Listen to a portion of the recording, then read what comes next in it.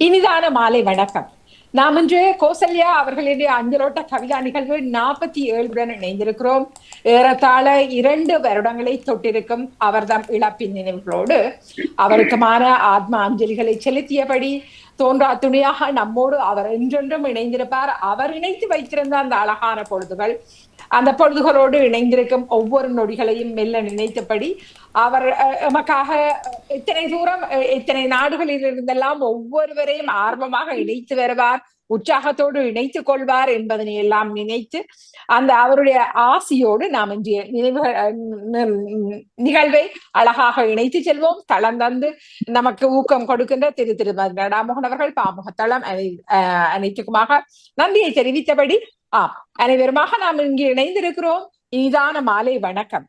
அஞ்சலோட்ட கவி நிகழ்வை கோசல்யா சொர்ணலிங்கம் அவர்கள் தொடங்கி வைத்திருந்தார்.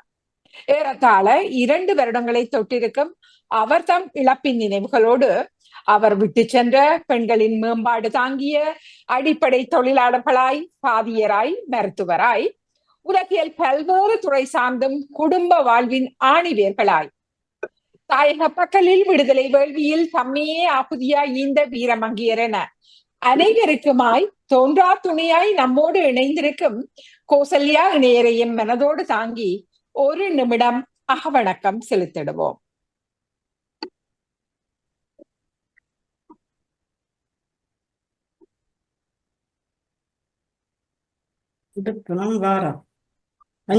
அடிச்சு சொல்லுங்க. மிக்க நன்றி.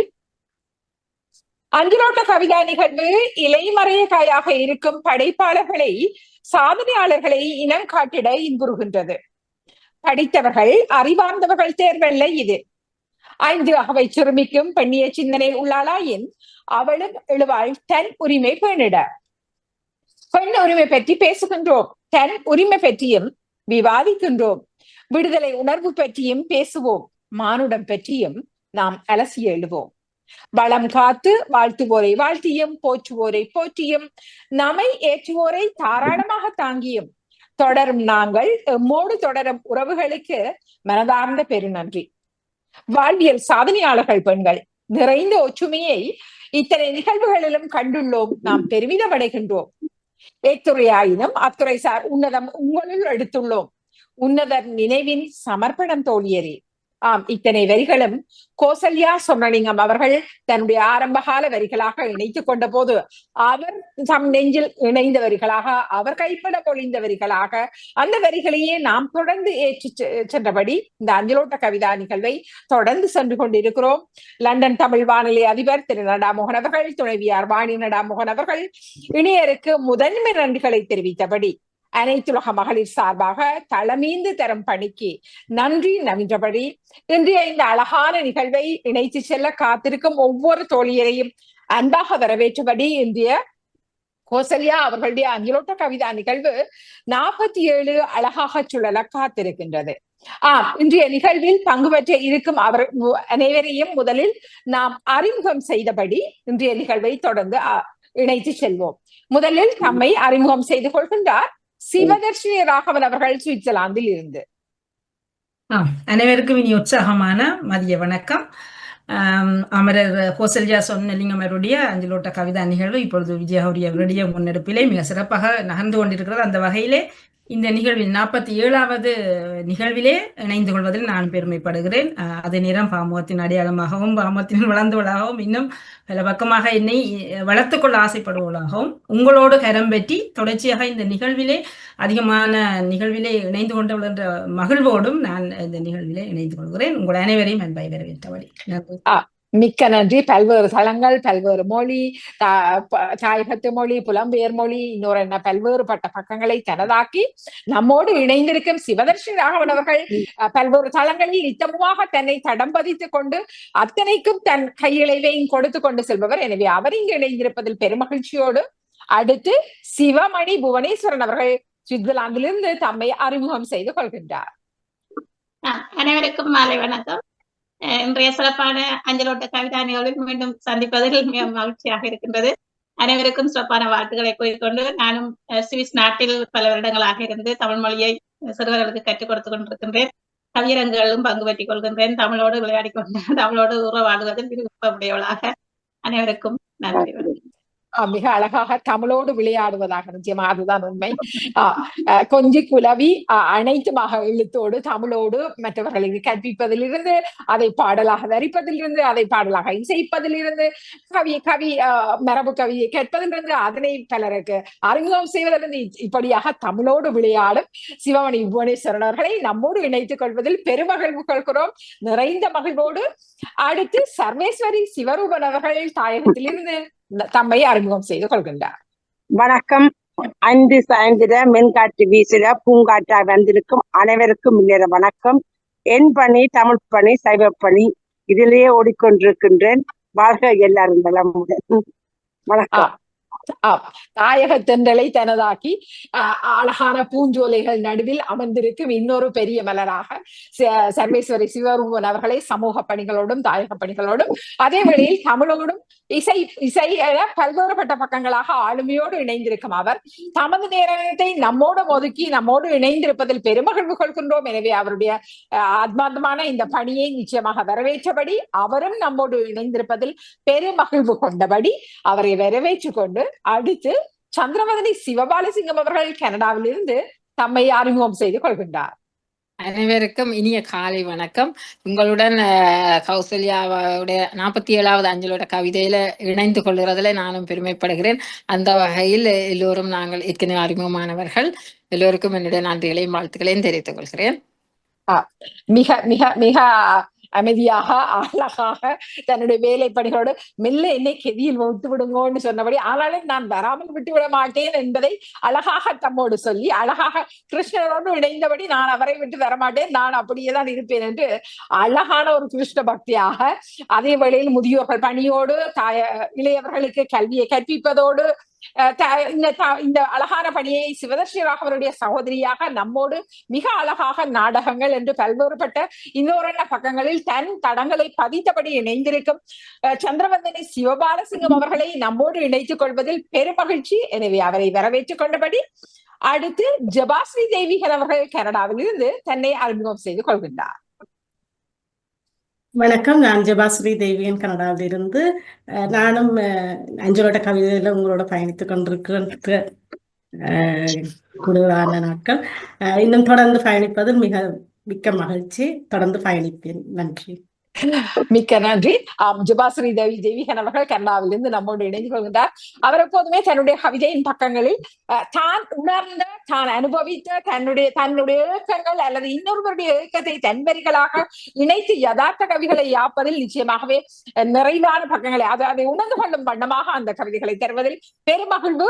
எனவே ஜபாஸ்ரீ அவர்கள் இன்னமுமாக எப்போதுமே தான் முயற்சி செய்து கொள்கின்றேன் என்பதை நம்மோடு சொல்லிக் கொள்வார். ஆமாம், ஒவ்வொரு மனிதனுடைய சிறு முயற்சியும் தான் நிறைவான பக்கபலங்களை தருகிறது. எனவே அந்த ஒவ்வொரு முயற்சிக்கும் சிறப்பான வாழ்த்துக்களை பகிர்ந்தபடி ஜபாஸ்ரீ அவர்கள் நம்மோடு இணைந்திருப்பதில் மிக்க மகிழ்ச்சி. அவரை அழகாக வரவேற்றுக் கொண்டு அடுத்து ஜெர்மனியிலிருந்து நகுலா சிவநாதன் அவர்கள் நம்மோடு இணைந்து கொள்கிறார். இனிய உற்சாகமான வணக்கம் அனைவருக்கும்.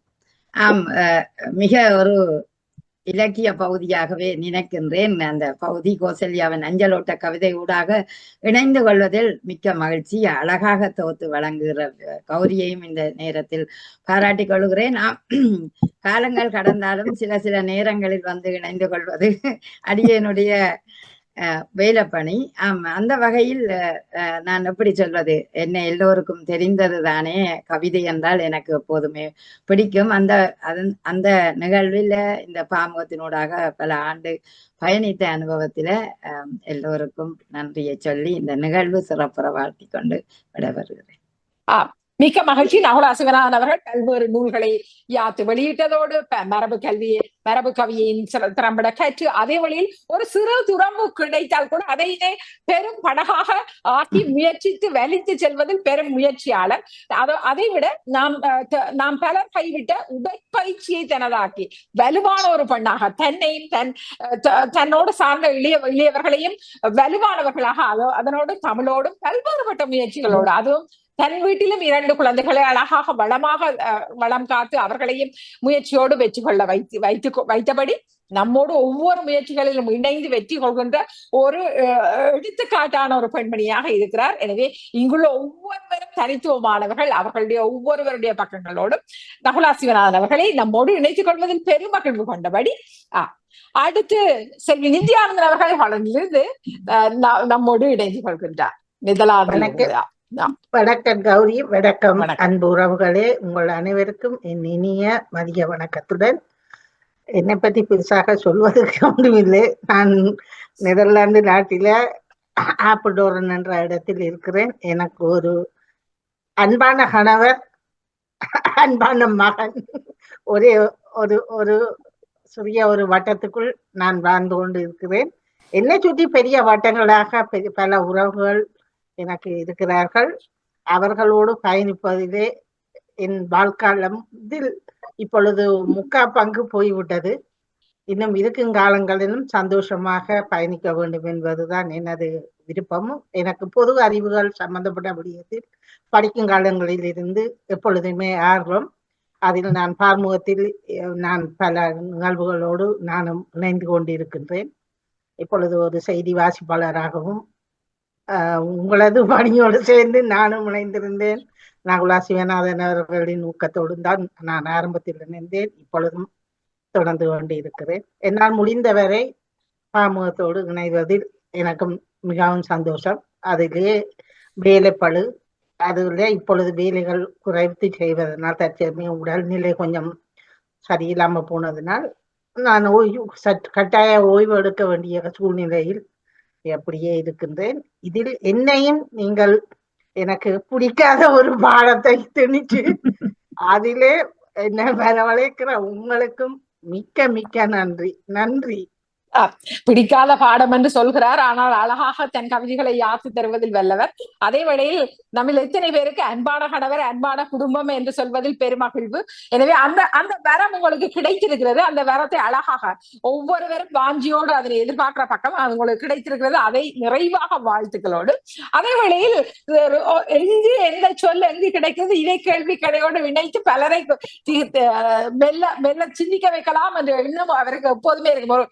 சிறுவர்கள் ஏதாவது ஒரு உரியரம்பியை வாசித்தா கூட அதற்குள் இருந்த ஒரு கேள்வியை கொடுத்து கேள்வி கணக்கில் கொண்டு வந்து சேர்க்கிற பாங்கு அவருடையது. அழகாக பொது அறிவை மற்றவர்களும் பெற வேண்டுமே என்பதில் பேரார்வம் கொண்டவர். நான் சிறுவர்களில் குரல் வளத்தை பார்க்கும்போது எப்படி இந்த மூக்கெல்லாம் அடைக்கிறதே எப்படி முடியும் என்றால் நான் வாசிக்கும் போது அது அழகாக இருக்கும், மிக திடமாக இருக்கும். எனவே முயற்சி தான் இவருடைய முயற்சி எப்போதும் பெருவெற்றியை தருகிறது.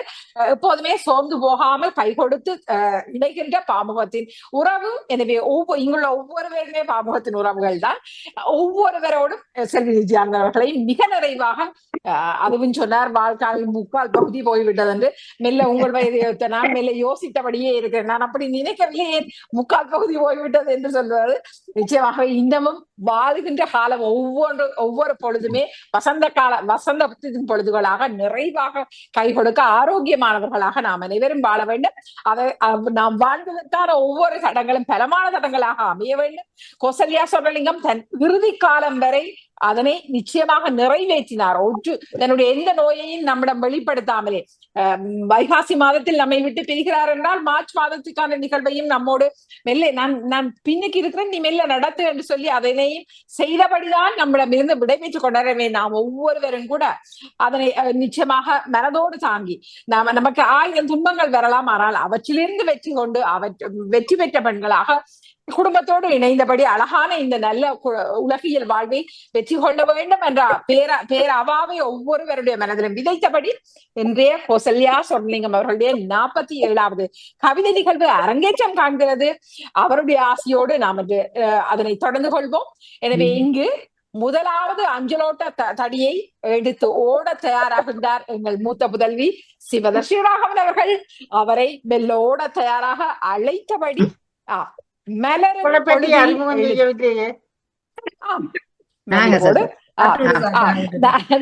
நானும் பாமுக தளத்தில் இணைந்து கொள்கின்ற கவிதையோடும் அழகாக உங்களோடு இணைந்து கொள்கின்ற ஒருவர். உங்களுடைய அனைவருடைய உற்சாகமும் உங்களுடைய இளைவும் தான் என்னையும் அழகாக கொண்டு நடத்துகிறது. பல்வேறுபட்ட இடர்களின் மத்தியிலும் உங்களோடும் ஒவ்வொரு முறையும் விழுந்து ஓடிக்கொண்டிருக்கிற ஒரு முயற்சியோடு இணைந்து கொள்கின்றேன். நான் எப்போதுமே என் குழந்தைகளுக்கு சொல்வேன், யாரும் என்னை தட்டி தராவிட்டாலும் நான் மெல்ல என் தோள்களில் தட்டி கொள்வேன்.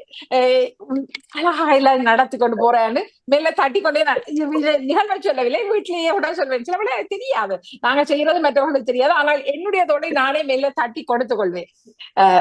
நீ நல்லா செய்துட்டேன்னா அது மாதிரி நாங்கள் ஒவ்வொருவரும் ஒவ்வொருவருக்கு உற்சாகம் கொடுப்பவர்களாக நிச்சயமா. நான் நிகழ்வு முடித்த பின்னர் இந்த மறுவழி பார்க்கும்போது மிக சந்தோஷமாக இருக்கும். ஒவ்வொருவருடைய பக்கங்களும் மிக மிக சந்தோஷமாக இருக்கும். எனவே அதையும் கூட மிக அழகாக ஒவ்வொரு கவி தலைப்புகளையும் நீங்கள் எடுத்தாலும் விதம் பார்க்கும்போது மிக சந்தோஷமாக இருக்கும். இன்றும் கூட கீதா பரமானந்தன் அவர்கள் இணைவதாக இருந்தார், தவிர்க்க முடியாத காரணத்தால் அவரால் இணைய முடியாது. அவர் சொன்னார், எனக்கு இந்த கவிதை பக்கத்துல மற்றவர்கள் எப்படி இணைந்து கொள்கிறார்கள் என்பதை பார்ப்பதற்கு எனக்கு பேராமல் நான் எழுதிய கவிதையை நான் அனுப்பி விடுகிறேன், ஒலிபரப்ப வேண்டும் என்பது இல்லை, ஆனால் நான் அனுப்பி விடுகிறேன். ஒரு முறை பார்த்தார்கள். மிக அழகான கவிதைகள் 2 அனுப்பி இருந்தார். நேரம் இருந்தால் அவற்றையும் இணைத்துக் கொள்வோம். எனவே அந்த அழகான உற்சாகமான இணைவை தருகிற ஒவ்வொருவர் கரங்களையும் மிருக பற்றியபடி இப்போது சிவதர்ஷினி ராகவன் அவர்கள் மெல்ல அஞ்சலோட்ட தடியை எடுத்து ஓட தயாராகின்றார். முதலாவது சுற்றை சிவதர்ஷினி ராகவன் அவர்கள் பார்ப்பதற்கு, 2வது சுற்றை உங்களில் யாராவது எடுத்தால தயாரா இருந்தால் மெல்ல சொல்லிக் கொள்ளலாம். நகுலா சிவநாதன் அவர்கள் செய்கிறார்.